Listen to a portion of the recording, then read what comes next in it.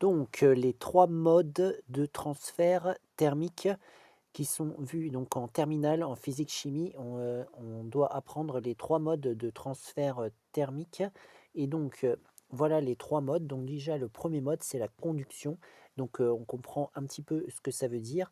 C'est-à-dire que les particules qui sont collées les unes aux autres, conduisent la chaleur et se la transmettent de proche en proche. Voilà, donc ici, on a des particules, voilà, des particules en en contact, voilà. Et donc ici, on imagine que on a donc de la chaleur qui arrive sur la première rangée de particules et donc ensuite, de proche en proche, elle transmet cette chaleur aux particules suivantes comme cela, progressivement, progressivement, comme cela, et ça arrive comme ça à avancer. Donc on a réalisation d'un transfert thermique, par exemple dans cette direction, voilà, avec cette flèche. Le transfert thermique par conduction donc se réalise de proche en proche sans mouvement de matière. Donc ensuite, deuxième mode de transfert thermique, c'est la convection. Donc cette fois-ci, il y a des particules en mouvement, particules en mouvement,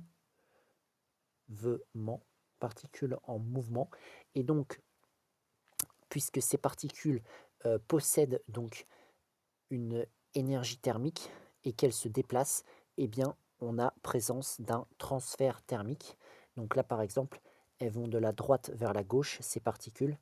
Et donc, si je fais la flèche qui représente le transfert thermique, ce sera dans ce sens-là. Elles portent de l'énergie thermique, donc elles se déplacent de la droite vers la gauche, donc elles amènent avec elles le l'énergie thermique dans un autre lieu. Et donc c'est comme ça que se fait le transfert thermique par convection. Et ensuite, il y a le transfert thermique par rayonnement. Donc ici, nous avons un corps, un corps, euh, un corps noir, c'est-à-dire qu'il absorbe tous les rayonnements, mais il a été chauffé, donc un corps noir chaud. Et donc, quand un corps noir est chaud, euh, il émet donc des rayonnements électromagnétiques. Donc voilà, il est composé de particules, mais quand on chauffe ces particules, il émet un rayonnement électromagnétique. Donc ici, on a un rayonnement électromagnétique qui va être reçu par un autre corps. Et ce corps, composé donc de matière, de particules, va recevoir de l'énergie thermique. Le rayonnement, une fois qu'il va arriver sur ce corps, va se convertir. On va avoir de l'énergie en quelque sorte due à l'électromagnétisme qui va, une fois qu'il va rentrer en contact avec cet autre corps, va augmenter sa température.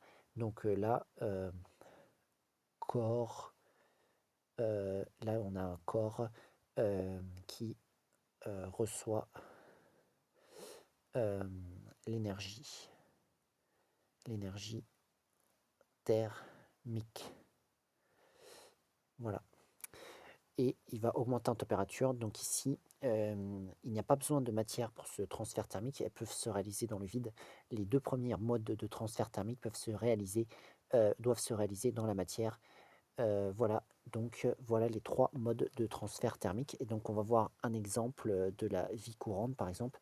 Préciser le mode de transfert thermique. Donc ici, on voit qu'on a un plat chaud, on a quelqu'un qui le tient avec des gants de cuisine. Et donc il faut indiquer quel est le transfert thermique que j'ai représenté par cette flèche-là, qui va du plat vers les mains de la personne qui porte des gants pour ne pas se brûler. Et donc, du coup, on comprend bien que là, il n'y a pas de mouvement de matière. On voit bien que on est dans le cas d'un solide. Bon, généralement, Ça se produit dans un solide, ce type de transfert thermique, et donc c'est la conduction parce que c'est de proche en proche. Donc il y a le plat qui transmet l'énergie thermique au gant, etc., jusqu'à la main. Et donc ça se fait par conduction. Donc ici on a conduction. Voilà.